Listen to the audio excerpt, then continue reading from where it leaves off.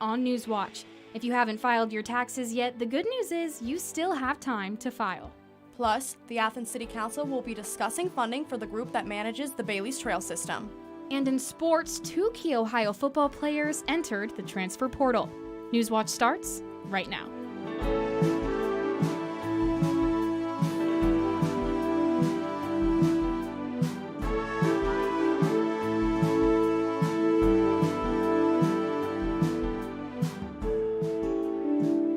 Good evening, I'm Ashley Fry. And I'm Haley Sueno. Welcome to Newswatch. Well, it is tax day in the U.S., and if you haven't filed your 2023 tax return with the IRS yet, do not panic. The good news is you still have options before being penalized for failing to file. Ivan Rodriguez has more on what you need to know. Tax day is here, and if you haven't filed yet, you're not alone. But experts say if you haven't started, you may actually want to wait. Haste makes waste.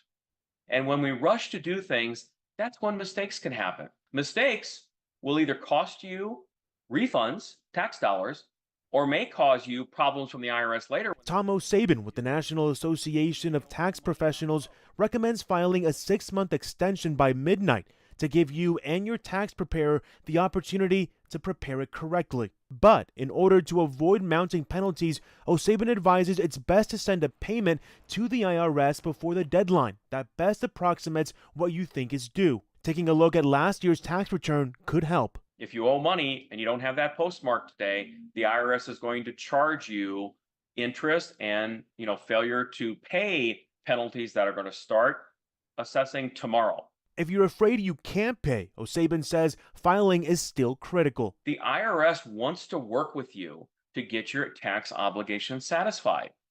And in doing that, the first thing they've got to have is the tax return. And for those late filers who are due a refund, there are no penalties for missing the deadline and possibly some benefits. You can wait up to 3 years after the original due date to file your return. And not only will the IRS give you your refund, they'll pay you interest on that refund. But make sure you file before the 3 years is up. Otherwise, you forfeit your refund. I'm Ivan Rodriguez reporting. Athens City Council is set to discuss whether it will pay their membership fee to the organization in charge of building the Bailey's Trail system.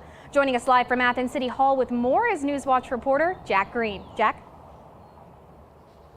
Haley, this ordinance was tabled in February, and now Councilmember Michael Wood says he's ready to bring it back up.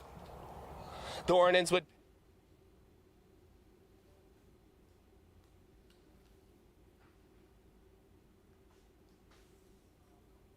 was tied to the county's funding.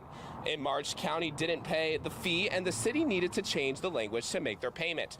But new financial issues with the city could mean the city will have to curb spending. As of March 31st, City Auditor Kathy Heck says the city's general fund balance is at 6%.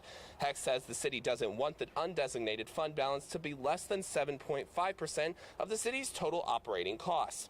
She says the city cannot continue to spend funds as it has in the past. Hecht adds if the general fund is depleted, the city will have no other choice but to cut spending. Reporting for Newswatch, I'm Jack Green, live at Athens City Hall. Thanks, Jack. 35 Ohio school districts and government agencies will receive grants for teen driver training scholarships.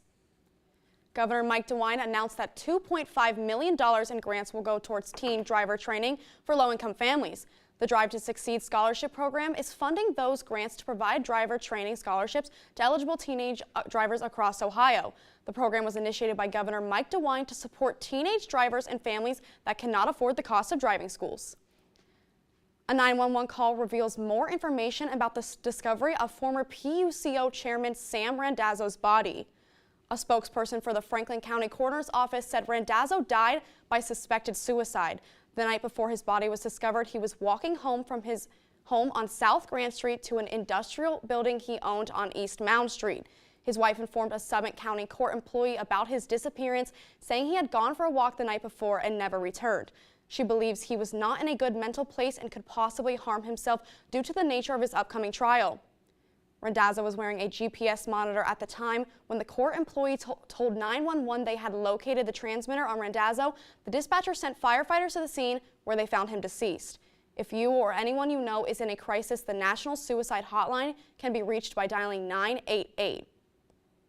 A $5 million grant is now available for governments and organizations impacted by tornadoes in Logan and Auglaize counties.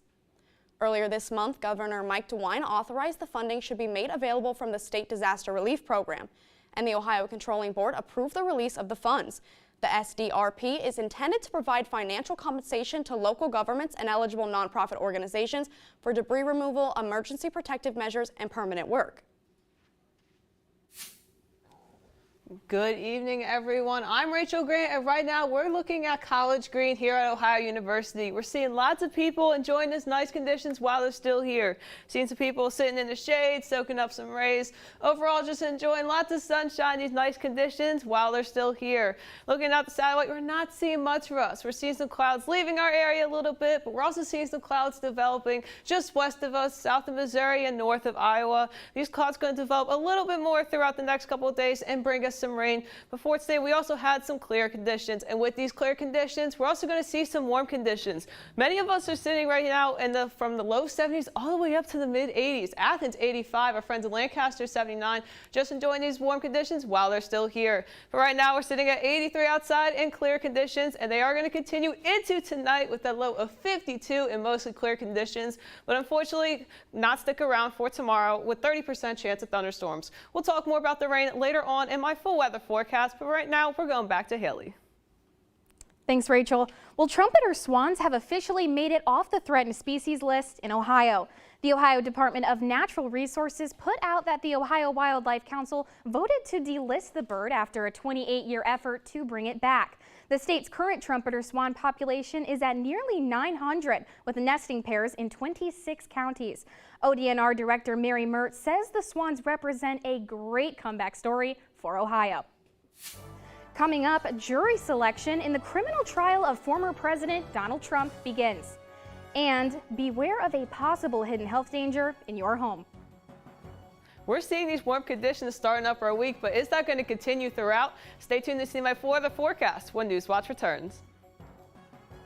Next time on Antiques Roadshow, which of these treasures are winners when it comes to value? I don't even know what to say. Oh my goodness. We do see trophies come up from Miss America, but firsts are always the best. I was not a superhero comic person until Spider-Man came along, and that one I just picked up. It's Antiques Roadshow, next time from North Carolina Museum of Art in Raleigh. Tonight at 8 on WOUB.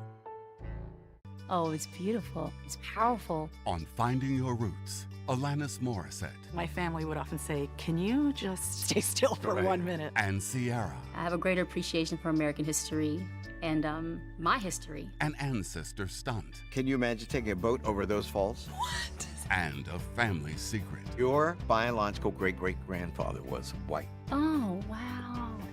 Tuesday at 8 on WOUB.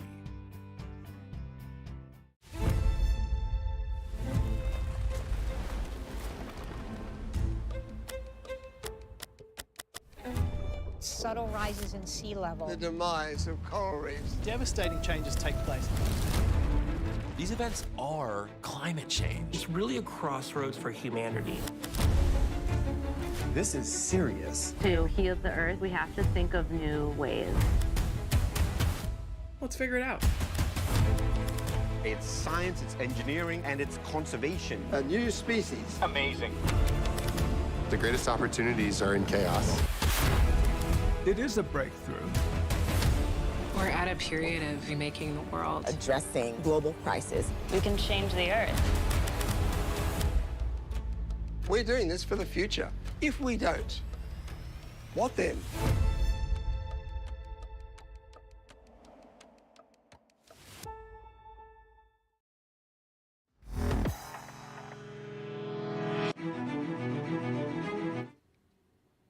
Jury selection for former President Donald Trump's first criminal trial started today in Manhattan. This case stems from payments made to adult film star Stormy Daniels during the 2016 campaign. The trial is expected to stay in the national spotlight for weeks. Outside the courthouse, there were a lot of cameras and a lot of law enforcement. Washington correspondent Julia Benbrook has the latest on this case from New York.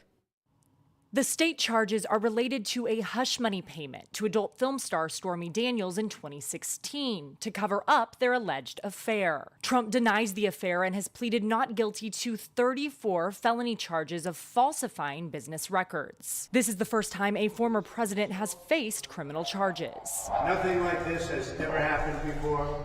There's never been anything like it. Prosecutors allege Trump was a part of an illegal scheme to undermine the integrity of the 2016 election and worked with others to falsify company records to hide the payment used to pay for Daniels' silence. At its core, this case today is one with allegations like so many of our white-collar cases. There are 42 questions listed on the juror questionnaire.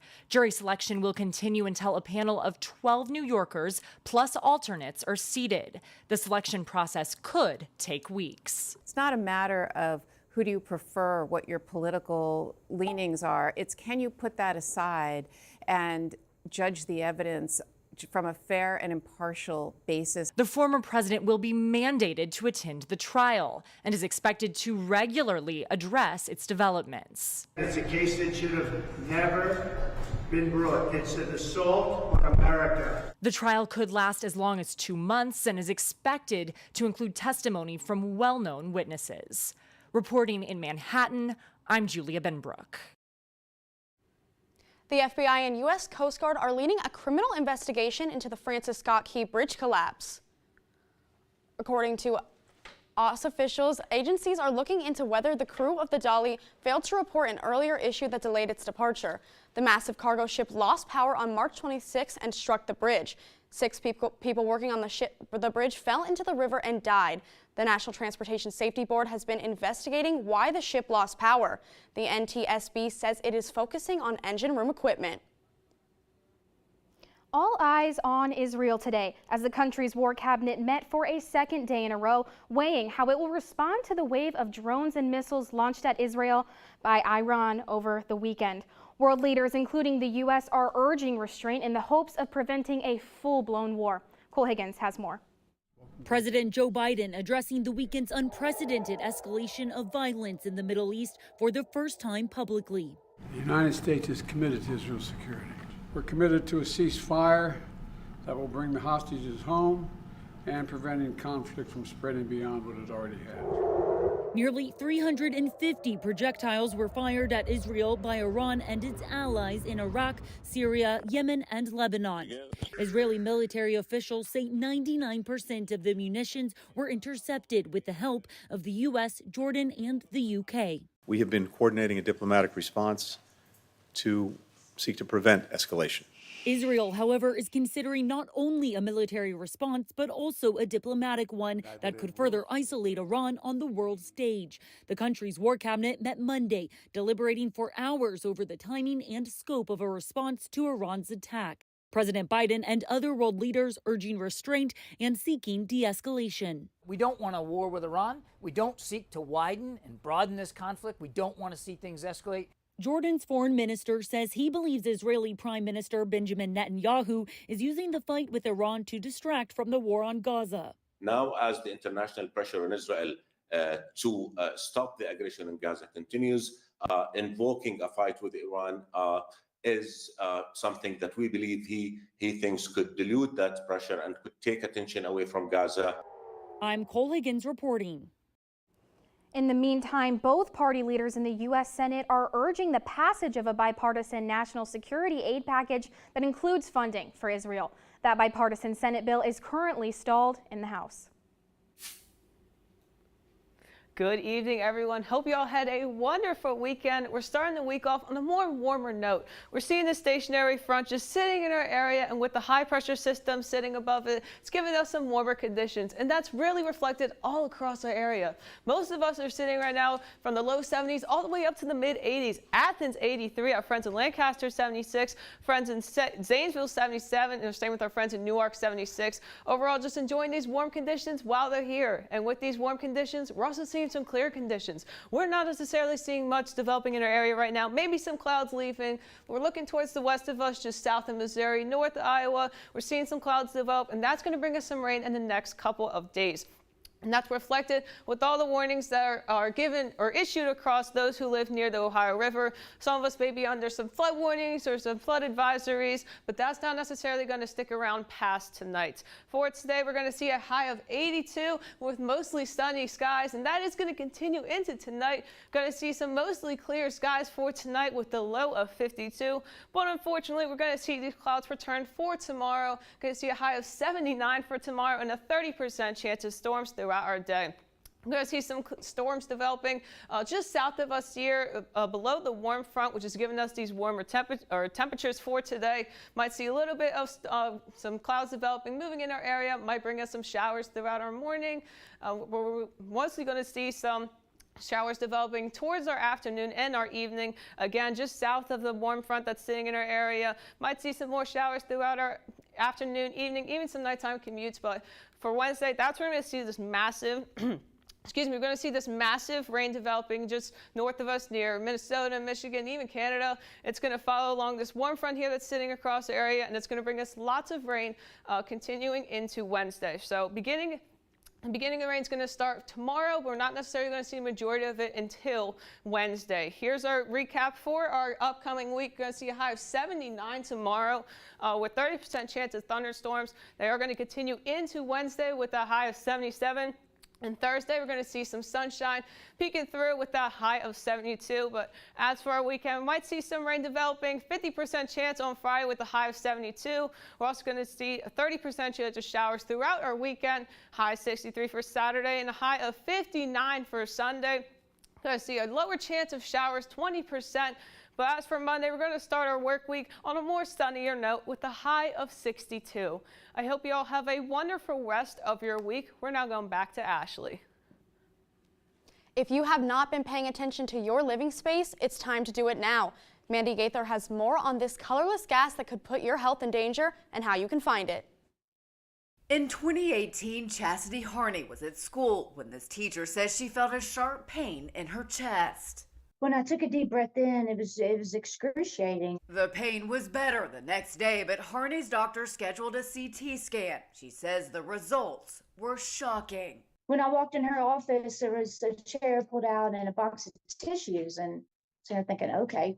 And she said, there's no easy way to tell you this, but you have two pretty good sized tumors, mass on your left lung. Harney was diagnosed with stage 4 lung cancer, but she says she's never smoked. Her doctors suspect it was caused by a radioactive gas called radon that can seep into homes and buildings through the soil. I had no idea what radon was. I never heard radon before. Researchers estimate nearly 3,000 lung cancer cases in the U.S. are linked to radon. If you have lungs, you can get lung cancer. Harney's Dr. David Carbone with the Ohio State University Comprehensive Cancer Center says it's important to test for radon in your home. You can get a kit from a state radon office, hire a qualified radon tester, or buy a kit from a hardware store. So the EPA recommends for sure mitigating to a level below 4 picocuries, but they suggest below 2. If you have symptoms like chronic cough or shortness of breath, be aware and talk to a doctor. Harney says she was given 6 months to live, but with targeted therapy, she's beaten the odds, surviving this incurable disease for years. My journey's not over yet, and God continues to use me. For Health Minute, I'm Mandy Gaither. If you found radon in your home, the EPA recommends hiring a qualified company to install a radon reduction system. For more information on how to get a test kit to detect the gas, the CDC says to contact the state radon office. You can also buy a radon test kit online through the National Radon Program Services. Next, 2 Ohio football players transfer out. Find out who when Newswatch returns. And for the latest on Newswatch, follow us on X, formerly Twitter, Instagram, and YouTube. Those that learn to play together can live together. Hatred doesn't work. Friendship does. We've sung in times of war before, and we'll do it tomorrow. My children are so different from each other. You accept your children that they're different. So the same thing, accept other people as who they are. Even if we all look different, even if we all act different, even if we don't speak the same language, we all share a heartbeat. Tonight at 10 on WOUB. They try to erase our identity as Ukrainians. Thousands of Ukrainian children taken and held by Russia. They try to impose their distorted version of history. Families searching for their loved ones, and the investigators following the trail of alleged abductions. We're still hoping to bring them back home. They are still our children. Tuesday at 10 on WOUB. There's nothing like it. It's a crossroads moment for humanity. It's really exciting to watch. Yeah, don't miss it. Armed with a fistful of daggers, raptors have risen to the top. What begins as simply a story can go on to inform the kind of world we choose to create. We have this incredible story of our continent laid out for your viewing pleasure. Wednesday on WOUB. Regardless of your stage of life, whether you're starting your first job, getting the keys to a new home, or enjoying retirement, it's never too early or too late to create an estate plan to care for loved ones and support the causes that are meaningful to you. WOUB Public Media is pleased to have partnered with Giving Docs, a free resource for building an estate plan that fits your needs and protects the people and causes you care about. Visit WOUB.org and click the support tab to get started today.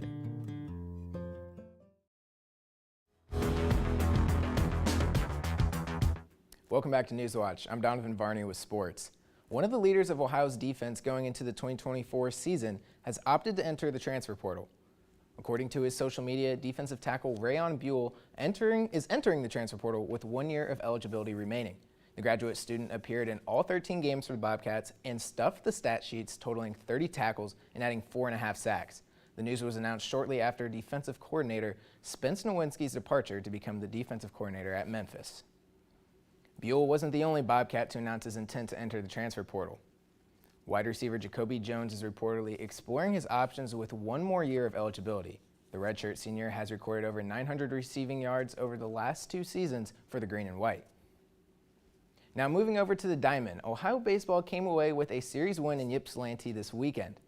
The Bobcats desperately needed a win heading into the second game on Saturday after dropping 9 straight games. Ohio was finally able to get into the win column and on Saturday carried that momentum into Sunday, coming away with a 9-4 victory.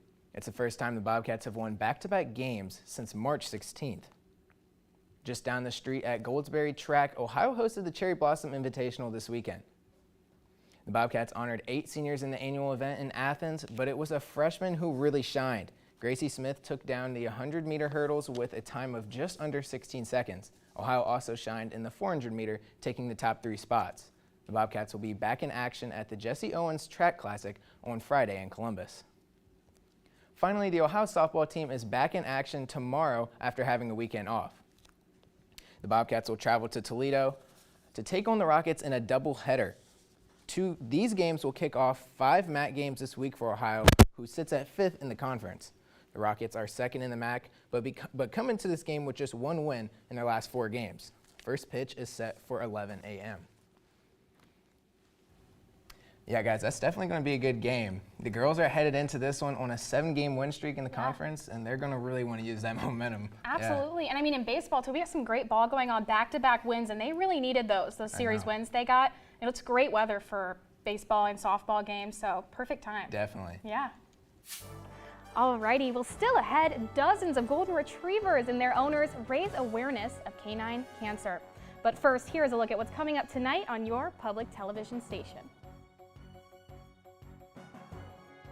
For more than 70 years, WOUB Public Media has been the place where people in our region turn to learn how stories of the past ignite the imagination of the future. It's where information, entertainment, and education work together to inform, enlighten, and inspire generations. It's the place where the community gathers to hear and see our world in new and innovative ways. WOUB, the public media you trust that's worthy of your support. Sometimes we have to look that monster right in the face. Show we're not afraid of it anymore. Love is the best thing we have. It's the only thing we have. No more secrets.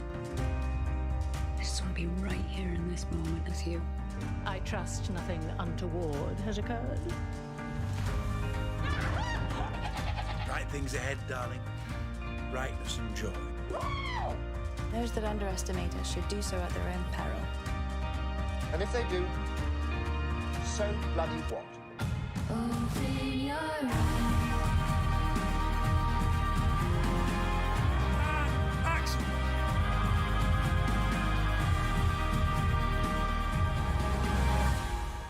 Best episode ever.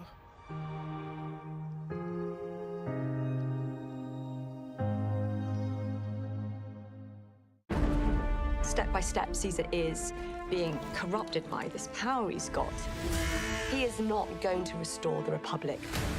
His power grab is shameless, and the tide is turning on Caesar. He thinks that no one could possibly be so stupid as to conspire against him. Beware of the Ides of March.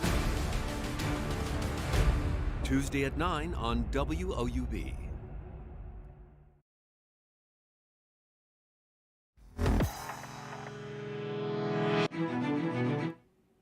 Finally tonight, the 128th running of the Boston Marathon was today.